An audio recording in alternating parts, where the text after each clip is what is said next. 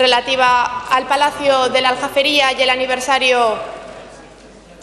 el 20 aniversario que tendrá lugar en 2018, las Cortes de Aragón, conscientes del gran legado que supone el Palacio de la Aljafería, se comprometen a continuar impulsando este espacio único para compatibilizar su uso como sede del Parlamento a todos los aragoneses junto a su uso cultural y social, entendiendo que de esta manera se acerca también las Cortes a la ciudadanía a la que pertenecen. Asimismo,